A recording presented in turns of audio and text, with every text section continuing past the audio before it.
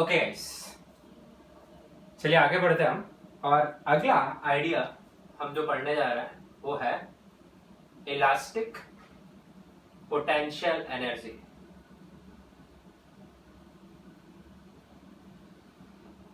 ठीक है, इसको मैं यू से रिप्रेजेंट करूंगा,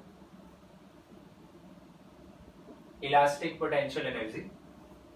ठीक है, ये भी एक इंपोर्टेंट कॉन्सेप्ट है, डिफरेंट कॉन्सेप्ट है, अच्छे से समझेंगे हम कैसे यूज करते हैं। तो जब भी हम किसी वायर को डिफॉर्म करते हैं, किसी भी बॉडी को डिफॉर्म करते हैं, तो एक्सटर्नल एजेंट कुछ वर्क करता है, और वो किसके अगेंस्ट वर्क कर रहा होता है?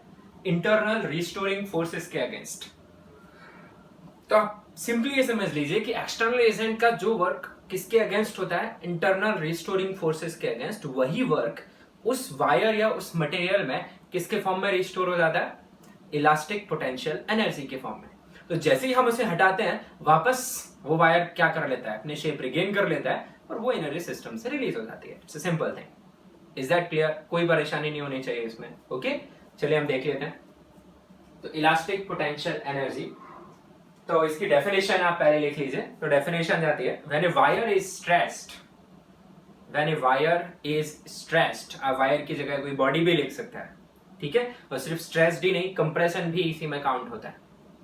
So when a wire is stressed, work done against internal restoring forces, work done against internal restoring forces is stored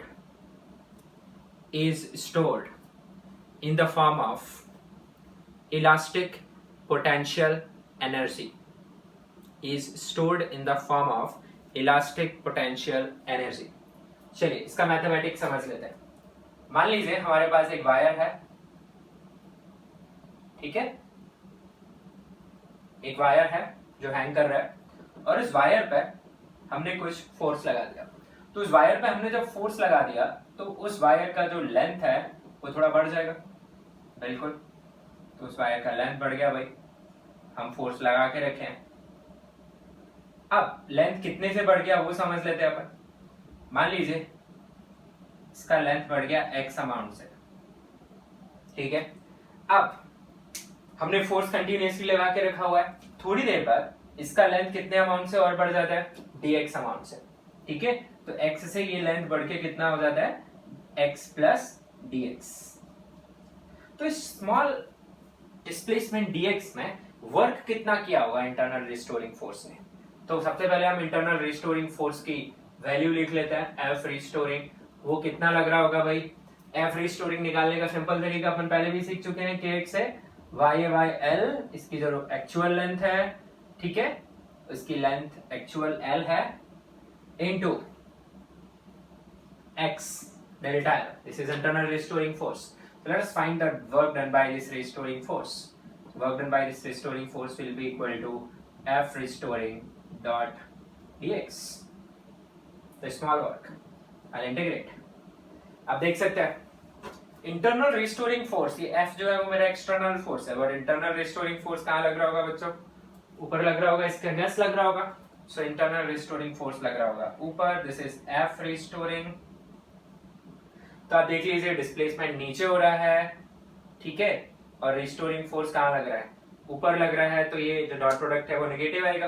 तो चलिए अपन इसका वर्क लिख लेते हैं। तो W work done by restoring forces वो आ गया माइनस ऑफ, ये वैल्यू पुट कर लीजिए आप, y by l into x into d x, just like spring. मैं चाहूँ तो इंटीग्रेट ना भी करूँ। और आप मान लीजिए कि ओवरऑल एलोंगेशन x की जो वैल्यू है वो कहाँ से कहाँ तक जा रही है? 0 से लेके डेल्टा l तक जा रही है। तो रिस्टोरिंग फोर्स का जो वर्क है वो निकल के आएगा मेरे पास minus of y by l into delta l का स्क्वायर बाय 2। तो ये वर्क डन आ गया minus of half y by l into delta l का स्क्वायर। कोई दिक्कत नहीं होनी चाहिए इसमें। चलिए बढ़िया। सो ये आ गया अपने पास half K X square. You check, it is half K X square with a minus. So assuming इसमें कोई इलास्टिक पोटेंशियल एनर्जी नहीं थी, तो आप लिखेंगे delta U. Delta U is nothing but minus of work done by restoring forces. So you will be writing you. मैं मान रहा हूँ इनिशियली इसके पास कोई एनर्जी नहीं थी, 0। वो किसके इक्वल आ गई? Half of y by l into delta l का होल स्क्वायर। आप बेसिकली याद रख सकते हैं स्प्रिंग वाला formula, half of K X square, जहाँ एक्स की वैल्यू कितना है, delta L. Is that clear? So चलिए इसे अपन और जनरलाइज कर लेते हैं। तो u is equal to half of y, okay, into a by l into delta l into delta l, ऐसे लिख लिया हमने। I want to convert in terms of stress. Well done. तो डेल्टा एल बाय एल किसका role play करेगा, strain का। आप बस यहां बने रहिए। तो अब देखिए क्या हुआ है, ये डेल्टा एल बाय एल आ गया, एल मैंने एक नीचे और ऊपर लिख लिया, ए इंटू एल का टर्म इधर अलग से आ गया। तो ये वाला जो टर्म है वो क्या लिखा हुआ है, वाई इंटू स्ट्रेन लिखा हुआ है कि नहीं लिखा हुआ है, वाई इंटू स्ट्रेन। और ये वाला टर्म क्या लिखा हुआ है, स्ट्रेन। और ये वाला टर्म क्या लिखा हुआ है, वॉल्यूम। इसे मैं आगे से कैपिटल वी से लिखने वाला हूं। So what you got, u is equal to half of stress into strain into volume. So u by v is what, half of stress into strain. Can you understand this? And this term you call it potential energy density, or you say elastic potential energy density. ठीक है? And for small segments ये du by dv बन जाएगा, small energy by small volume। ये general formula आप याद रखेंगे, that this particular elastic potential energy density is equal to half of stress into strain. This is very general formula and one must remember this. This is the most general, numerical solving में हम ये use किया करेंगे, most general. So this is the idea of elastic potential energy, आप समझ लीजिए। और ultimately formula क्या याद रखना है हमें, half of stress into strain. और ये किसके जैसा ही निकल के आ रहा है, half of K X square, जहाँ के वाई बाय एल होता है, एंड सो ऑन। ठीक है भाई, आगे बढ़ते हैं अपन, नोट करिए सब। चलिए क्वेश्चन लिखेंगे। देखिए, ए रबर कैटापल्ट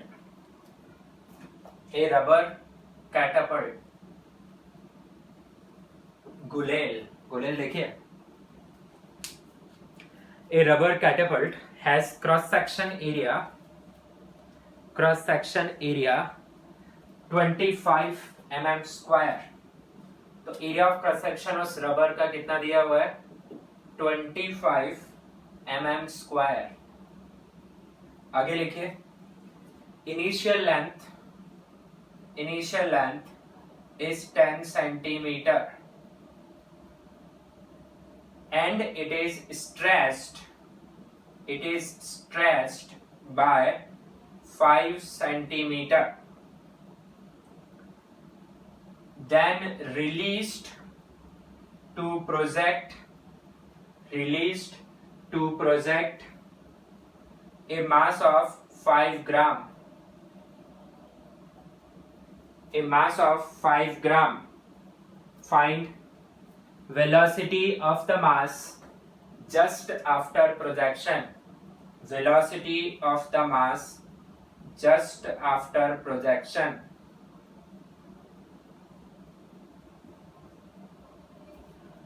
तो साथ में आपको एक डेटा और दिया हुआ है, Young's modulus of rubber is 500 megapascal. बिल्कुल बेसिक सा क्वेश्चन है।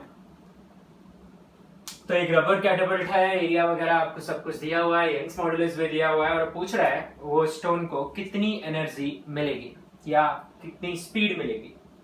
तो कैसे करेंगे इस क्वेश्चन को, अपन लिखेंगे kinetic energy gain by the mass will be equal to elastic potential energy stored in the catapult. ठीक है, तो kinetic energy gain by this will be how much, half of m into v square, and it will be half of stress into strain into volume. So well, let's write it half of m into v square, half of। अब हमें data जो है उसके हिसाब से जाना पड़ेगा। तो देखिए, मुझे a दिया है, l दिया है, y दिया है और डेल्टा l दिया है। तो मैं यहाँ पे इस पूरे टर्म को लिख दे रहा हूँ, ya by l यानी k into डेल्टा l का स्क्वायर। आप वैल्यू पुट करेंगे तो यही आएगा। हाफ से हाफ क्या हो जाता है, कैंसिल आउट, और मुझे v चाहिए तो v का स्क्वायर आ रहा है मेरे पास YA/L इंटू डेल्टा L का होल स्क्वायर और 1/m, तो v निकल के आ जा रहा है मेरे पास root of YA/ml whole thing multiplied with delta L। अब नंबर्स पुट करिए तो रूट y की वैल्यू कितनी आ रही है 500 इंटू 10 की पावर 6 इंटू एरिया की वैल्यू कितनी आ रही है 25 इंटू 10 टू द पावर -6, मैंने ऐसा यूनिट में कन्वर्ट कर लिया। उसके बाद मुझे मास कितना दिया हुआ है 5 ग्राम यानी 5 into 10 to the power -3 into length कितनी दी हुई है 10 centimetre which is 10 into 10 to the power -2 and बाहर मल्टीप्लाई हो रहा है डेल्टा L जिसकी वैल्यू है मेरे पास 5 into 10 to the power -2। This is the numbers we have. देखिए कहाँ पहुंचते हैं अपन, -3 -2 -5, पहले तो 10 टू द पावर 6 से 10 टू द पावर 6 कैंसिल कर लेते हैं अपन, तो 10 टू द पावर -5 नीचे लिखा हुआ है और इस 10 से मैं ये कैंसिल कर लेता हूँ तो ये मेरा 10 आ जाता है। देखिए क्या मिल रहा है मुझे स्क्वायर रूट के अंदर में, मुझे मिल रहा है 25 इंटू 10 टू द पावर 6 मिल रहा है into 5 into 10 to the power -2, तो v आ रहा है मेरे पास 5 into 10 to the power 3 into 5 into 10 to the power -2, यानी आंसर आ रहा है मेरे पास 250 मीटर पर सेकेंड।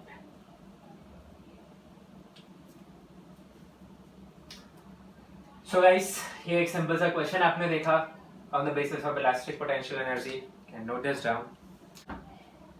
चलिए नेक्स्ट क्वेश्चन लिखेंगे। A rope has mass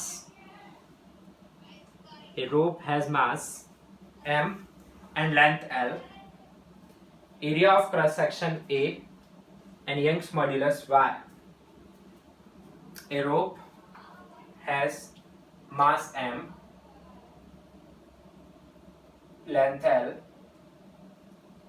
area of cross section A and Young's modulus Y and is hanging from a ceiling. आप इसे यूनिफॉर्म एज्यूम करेंगे, ठीक है। The question here is the elastic potential energy stored in it due to its self weight is, मैं आपको options दे रहा हूं सोच के बताइए। पहला ऑप्शन है आपके पास m² g² L divided by 2ay, दूसरा ऑप्शन है m² g² L bye 4ay, तीसरा है m² g² L bye 6ay and चौथा है m² g² L bye 8ay। ये चार ऑप्शंस है आपके पास। यस अब कोई सोच सकता है यहाँ पे कि भाई अभी अभी फॉर्मूला देखा जरा अप्लाई करके देख ले, half of stress into strain into volume, तो यही है मेरी पोटेंशियल एनर्जी। ओके तो स्ट्रेन मैंने याद करने को ही बोला था यहाँ पे आपको, तो स्ट्रेन क्या था, अच्छा एलोंगेशन याद हुआ है mg/2a/, तो एलोंगेशन डिवाइडेड बाय l आपके लिए स्ट्रेन आ जाएगा mg/2a/। फिर स्ट्रेस, तो डाउट में तन्ना ने पूछा है कि अपन ये स्ट्रेन निकालने के लिए इसमें 2 का फैक्टर आया था इंटीग्रेशन के बाद, तो ऐसा क्यों नहीं करते कि सेंटर ऑफ मास पे स्ट्रेस लिख लो तो भाई आधा ही आ जाएगा ये, तो उसके हिसाब से जाते हैं अपन, तो स्ट्रेस आएगा mg/2a और स्ट्रेन आ जाएगा mg/2a भाई यहाँ तक तो समझ आता है, स्ट्रेन का आंसर मैच कर रहे हैं उसके आइडिया से, ठीक है। पर मैं देखते हैं अपन कि क्या ये आगे प्रमोट करना सही है। वॉल्यूम क्या है इसका AL, तो इस हिसाब से पोटेंशियल एनर्जी कितना आ जाएगा, half of stress mg/2a into strain mg/2a into volume AL। तो देखो क्या क्या तो कैंसिल हो रहा है, यहाँ से A कैंसिल हो रहा है भाई, तो अपने को मिल गया m² g² L divided by 8ay। तो इस हिसाब से मेरा आंसर क्या आ रहा है, डायरेक्ट फॉर्मूला लगाया और जो आइडिया यूज किया कि आप स्ट्रेस कहाँ पे लिख लो, मिड पॉइंट पर टेंशन कितनी रहेगी mg/2। तो इस हिसाब से आंसर आता है अपना दिल्ली। आप चेक कर लीजिए, यस और नो। सो आंसर आ रहा है अपना इस हिसाब से दिल्ली। ठीक है भाई, अपन इसे प्रॉपर सॉल्व करके चेक करेंगे कि आंसर आता है क्या। ये सब लोगों को समझ गया क्या किया हमने? ठीक है, इतना भी फालतू नहीं किया है। स्ट्रेस प्रॉपर हमने इंटीग्रेशन का रिजल्ट लिखा है, स्ट्रेन का, स्ट्रेस का मैंने सेंटर पे मान लिया है ना। ये थोड़ा करप्शन है, देखते हैं आगे। और ये वॉल्यूम तो AL होगा ही होगा, और हमें ये आंसर मिल रहा है। चलिए इसे सॉल्व करके भी देखते हैं। अब भाई सॉल्व कैसे करेंगे? मुद्दे की बात तो है कि यहाँ पे जो स्ट्रेस है वो वेरिएबल है, तो हम डायरेक्ट फॉर्मूला यूज करने की बजाय इंटीग्रेशन से जाएंगे। तो जाते हैं भाई, तो ऊपर नीचे कहीं से भी ले लो। चलो मैं नीचे से ले रहा हूँ। तो एट ए डिस्टेंस x, एक लोकेशन लिया अपन ने, उसका एक छोटा सेगमेंट निकाला dx। इसी की बातें कर लेते हैं। Will find potential energy stored in dx, उसके बाद उसे इंटीग्रेट कर लेंगे। तो इस dx को बाहर निकाल लिया भाई, बिल्कुल। और ये dx, मान लीजिए इसमें जो एलोंगेशन हुआ इसका सेल्फ वेट की वजह से, वो हुआ dl का, ये भी मान लिया। तो चलिए स्ट्रेस वगैरह लिख लेते हैं। तो स्ट्रेस आएगा यहाँ की tension divided by area, tension आएगी यहाँ पे m/l into x into g divided by area, strain आएगा आपका dl/dx। पर चलो भाई हम स्ट्रेस की मदद से ही लिख लेते हैं, स्ट्रेन इन्वॉल्व नहीं करते।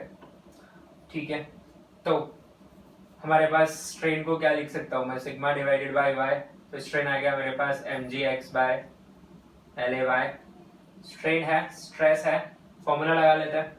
तो फॉर्मूला आएगा इसमें, small potential energy stored is equal to half of mg/LA, है ना, इंटू x, ये stress into strain, mg/LAy into x into volume, and volume इस एलिमेंट का कितना है आपका AdX। तो आ गया du। चलिए आगे सॉल्व करते हैं। तो क्या मिलेगा अपने को, हाफ m² g², a से a के कैंसिल, नीचे l² ay, और साथ में क्या मिल रहा है x² dx। इसे इंटीग्रेट करेंगे, x की लिमिट कहां से कहां तक जाएगी, 0 से l तक जाएगी कि नहीं भाई। तो अपन l स्मॉल ही ले लेते हैं, अपन ने हर जगह स्मॉल लिया है, so let's take small. Okay, तो इसे आगे अपन सॉल्व करते हैं। तो सारे कांस्टेंट पार्ट बाहर निकाल लिए, हाफ बाहर निकल गया, m² बाहर निकल गया, g² बाहर निकल गया, l² ay बाहर निकल गया, x² का इंटीग्रेशन आ गया x की पावर 3/3 फ्रॉम 0 टू l। तो ये आंसर देख पा रहे हैं आप क्या आ रहा है, m² g² l की पावर 3/6 l² ay, यानी आंसर आ रहा है m² g² l divided by 6ay, and which is option C, है कि नहीं। तो आंसर करेक्ट है C, और अपन डायरेक्ट जा रहे थे तो दिल्ली आ रहा था। तो इसीलिए मैं ये नहीं बोलूंगा कि आप यहाँ पे आइडिया यूज करें कि आप स्ट्रेस सेंटर ऑफ मास से लिख रहे, no, it's not applicable. So can note down,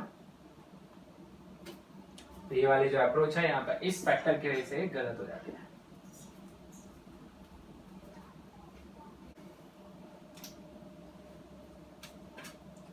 okay, next question note करिए।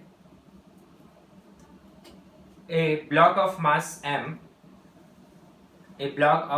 m hangs from a massless wire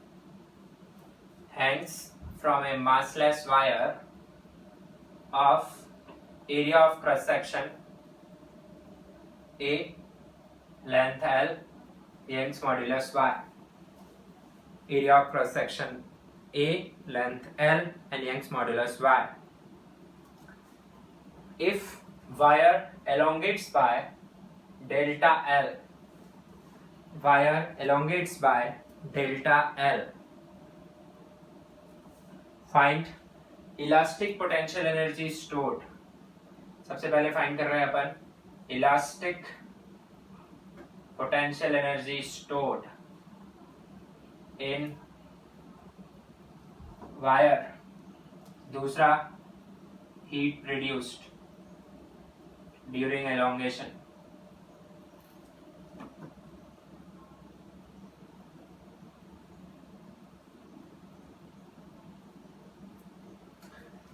ठीक है, ये दो पार्ट मैंने आपसे पूछे हुए हैं। अब हीट प्रोड्यूस्ड क्या है, ये कहाँ से आ गया हीट इधर, है ना? तो देखिए क्या है, ये जो ब्लॉक है जैसे हमने लटका के इसे छोड़ा होगा तो थोड़ी देर में ये कितने से नीचे गया होगा, डेल्टा एल से। तो भाई ग्रेविटी ने इस पर कुछ पॉजिटिव वर्क किया, इसकी काइनेटिक एनर्जी अल्टीमेटली चेंज तो हुआ नहीं है। तो ग्रेविटी का जो पॉजिटिव वर्क है वो क्या हो गया, इसकी पोटेंशियल एनर्जी को डिक्रीज करने में चला गया। इसकी पोटेंशियल एनर्जी डिक्रीज हुई, इसमें एलोंगेशन हुआ, तो इसकी इलास्टिक पोटेंशियल एनर्जी इंक्रीज हुई। जितना ग्रेविटेशन पोटेंशियल एनर्जी में डिक्रीमेंट हुआ उतना ही अगर इलास्टिक पोटेंशियल एनर्जी में इंक्रीमेंट हो जाए तो बात बन जाए कोई हीट प्रोड्यूस नहीं होगी। बट अगर इनमें डिफरेंस रहा तो फिर हीट प्रोड्यूस हो सकती है। देखते हैं भाई। तो elastic potential energy stored in this wire is massless, remember. So क्या आ जाएगा, फर्स्ट पार्ट तो बहुत ही इजी है, ये आ जाएगा अपने पास half of stress into strain into volume. छाप लेते हैं अपन, हाफ स्ट्रेस की वैल्यू बोलो mg बाय ए, स्ट्रेन की वैल्यू बोलो delta L by L into volume A L. तो ये आ गया अपने पास एल से एल कैंसल, ए से ए कैंसल, तो आ गया mg into delta L divided by 2। ध्यान रखें ये हो गया आपका elastic potential energy stored. What is work done by gravity भाई, अब बताओ, decrease in gravitational potential energy of block plus wire. अब वायर का अपना कोई मास नहीं है तो सिर्फ ब्लॉक का ही आ जाएगा, तो वो हुआ है डिक्रीज, माइनस नहीं लगाया जब डिक्रीज लिख दिया, तो mg इंटू डेल्टा। तो भाई decrement in gravitational potential energy कितना हुआ मिला के, mg डेल्टा एल। स्टोर कितनी हुई, mg डेल्टा एल बाई 2। तो हीट प्रोड्यूस्ड कैसे लिखोगे आप, हीट प्रोड्यूस्ड इन दोनों नंबर्स का difference mg delta L minus half mg delta L. तो कितनी हीट प्रोड्यूस होगी फिर इसमें, mg delta L divided by 2।